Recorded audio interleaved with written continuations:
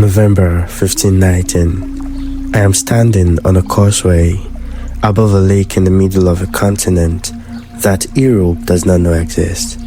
On my left is Hernán Cortés, 600 Spanish soldiers behind him, metal armor, steel swords, horses that the people of this land have never seen before and do not have a word for yet, guns that make a sound like the world splitting open.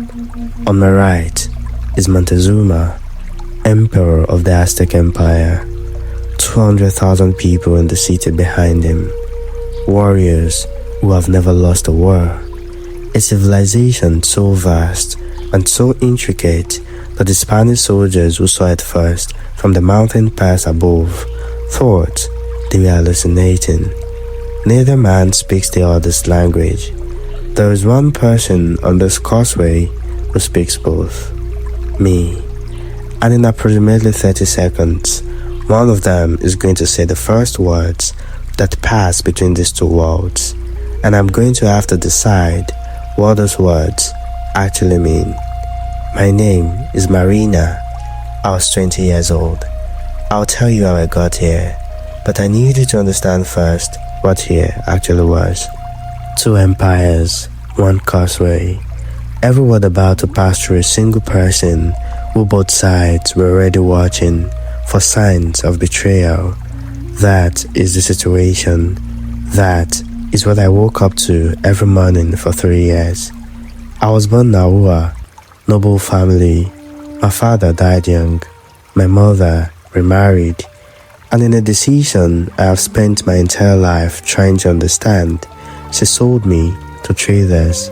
The traders sold me again. I ended up on the coast, enslaved, in a Mayan-speaking community, learning their language, because learning languages was the only power available to me, and I took every power available to me. That is where the Spanish found me in 1519. They had just arrived on the coast of this continent in enormous boats, and they needed to communicate with the interior, and they had nobody who could. Then, one of Cortés' men spoke to me, and I answered, and the answer changed everything. I spoke Nahuatl, the language of the Aztec Empire. I spoke Mayan, which a shipwrecked Spanish priest named Anguilla had learned during years stranded on the coast. Chain formed immediately. Nahuatl to Mayan through me, Mayan to Spanish through Anguilla. Cortés did not ask if I was willing, he assigned me. And within months I had learned Spanish directly, and Anguilla was no longer necessary, and the chain became a single link. Me, just me, between Cortés and the entire world he was trying to conquer. I want to tell you what it felt like to march with that army, 600 Spanish soldiers moving inland through a continent none of them had ever seen. Jungle and mountain and river and valley. Every day a landscape that existed on no European map, because no European had ever stood in it. And ahead of us, cities, not villages, not settlements, cities with markets and aqueducts and temples and roads and populations that dwarfed anything the Spanish had left behind in Europe. The soldiers around me were terrified and trying not to show it. I could see it in the way they moved, the constant checking of swords, the eyes going to the tree line, the prayers muttered under breath at night in the camps. Cortés was not terrified, or if he was, he had built something so solid over the terror that it had become indistinguishable from confidence. He marched at the front every day. He spoke constantly to his officers, to his soldiers, to the indigenous lords whose territories we passed through. He spoke through me, which meant I marched at the front too, every step, every day. A 20-year-old enslaved woman at the tip of a Spanish invasion. The first time I understood the actual weight of what I was carrying was at Tlaxcala. The Tlaxcalans were enemies of the Aztec Empire. fierce, independent, never conquered despite decades of Aztec military pressure. When the Spanish arrived, they fought us hard for days. Battles where men died on both sides, and the outcome was genuinely uncertain. Then Cortés sent me forward to talk, not with soldiers, with words, with me standing between two armies that had been killing each other for days and speaking into the silence and trying to find the sentence that would make them stop. I found it. The Tlaxcalans became our allies, tens of thousands of warriors who turned from enemy to partner in the span of a single conversation because of words, because of my words. I walked back to Cortes afterward, and he nodded once and turned to his next problem. That was his acknowledgement. One nod. I noted it and kept walking. Then Cholula, October 1519, a city that opened its gates to us, welcomed us, fed us. A woman approached me quietly on the second day, an older woman, local, who had found a way to get close and who took my hand and told me in urgent Nahuatl, "Leave tonight, take your things and go." What is being prepared for the Spanish is not welcome. Warriors are hiding in the city. An ambush is coming. I stood there with this information for a long moment. Then I went to Cortés and I translated what she had told me. What happened next took less than an hour. Cortés moved first. He gathered the Cholula nobles into the central square under the pretense of a meeting, and then the gates closed and the soldiers moved and the Tlaxcalan allies came in from outside, and in the space of that hour, 3,000 people died. 3,000 in a city that had opened its gates.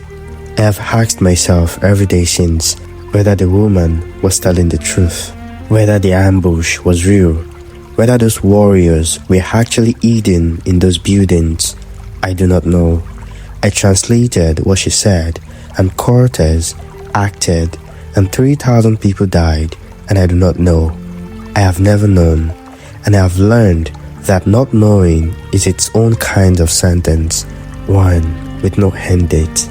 We came over the mountain pass above Tenochtitlan on a morning in early November, and the soldiers stopped walking. All of them, hundreds of men who had marched through jungle and fought battles and watched their friends die. They stopped and they stared. The city was on a lake, an highland city connected to the shore by 3 enormous causeways, white buildings rising from the water, temples taller than anything the Spanish had ever built. The whole thing reflected in the lake below, so that it appeared to be floating between sky and water simultaneously. One of the soldiers near me said quietly in Spanish that it looked like something from a dream. I had grown up in this world. I knew this civilization. I knew its language and its laws and its cruelties and its glories. And I was the instrument by which this army was going to walk into the middle of it. I looked at the city for a long time. Then I put one foot in front of the other. Now the causeway meeting. Cortés on my left, Montezuma on my right. Montezuma descended from his litter. This alone was extraordinary.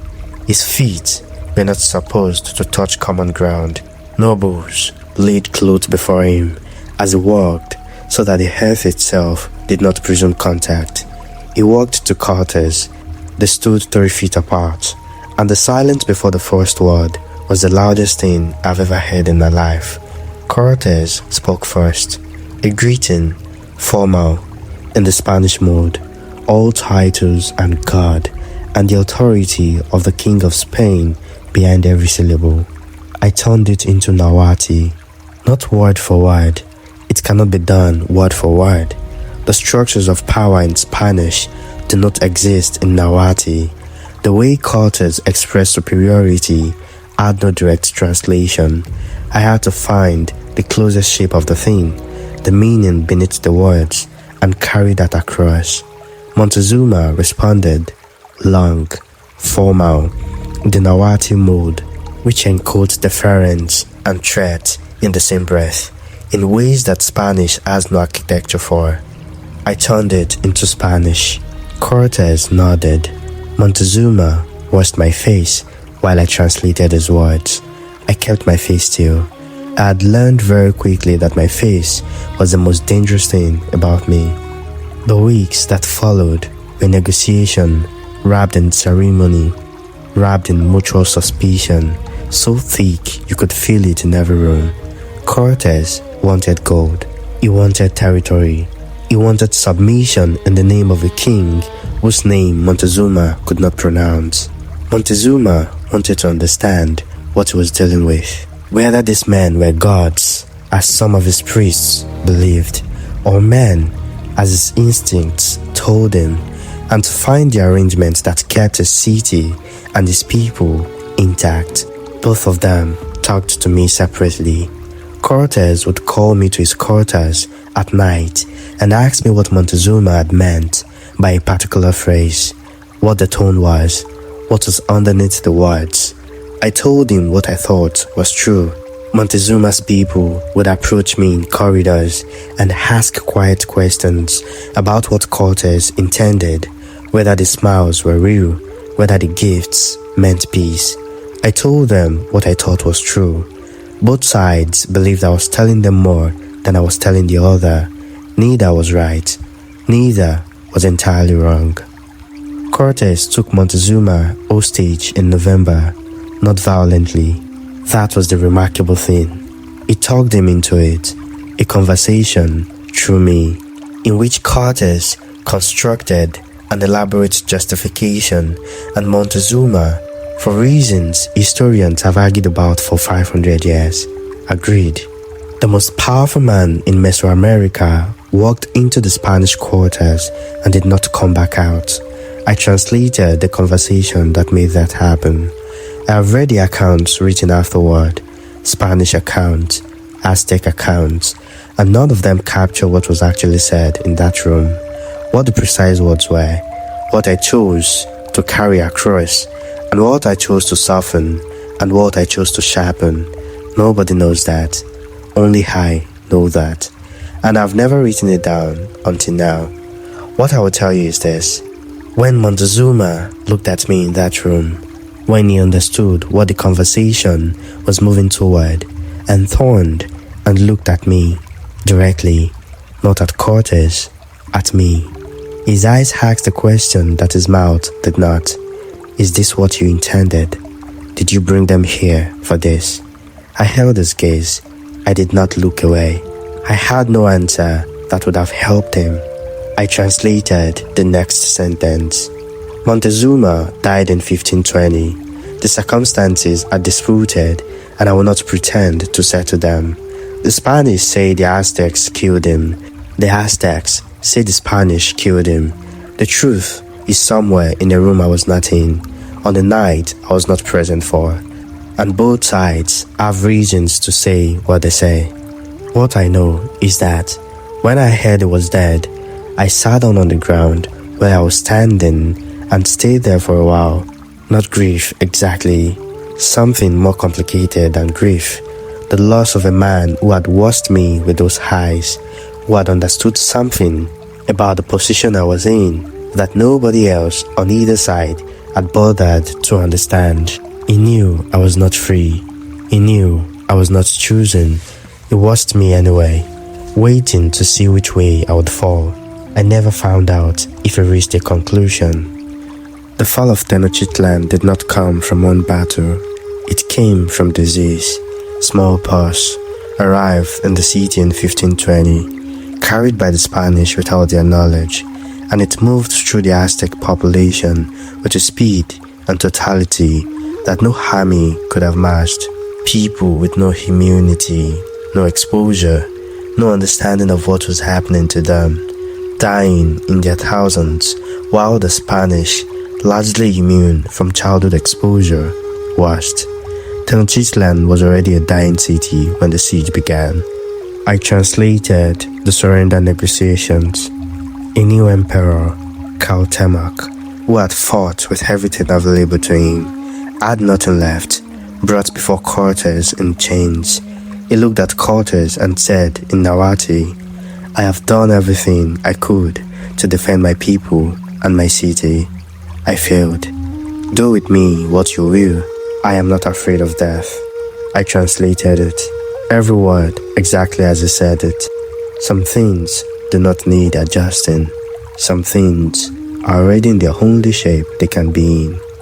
After the fall, I was given a Spanish name, and a Spanish husband, and a Spanish life. I had a son, Martin, whose father was Cortés, the firstborn of these two worlds colliding. He had my eyes, and his father's certainty, and the future that did not yet have a name. I looked at him and thought, all of it produced this. Not the gold, not the territory, not the glory that Cortés wrote him about in letters that grew more grandiose with every dispatch. This child, who belonged to a world that had not existed before. La Malinche, that's what they call me. The name became a word. Malinchista, traitor, the woman who opened the door. I have lived inside that word for the rest of my life. I understand why it exists. A 20-year-old enslaved woman who translated for the army that destroyed our civilization. From the outside, that is a clean story, a clear villain, an obvious betrayal. From the inside, it was a woman with no good options, making the least bad choices available in real time, with everything moving too fast to think and everything at stake, and no version of events in which she comes out whole. Is that betrayal? I leave that to you. I am too close to it. I have always been too close to it.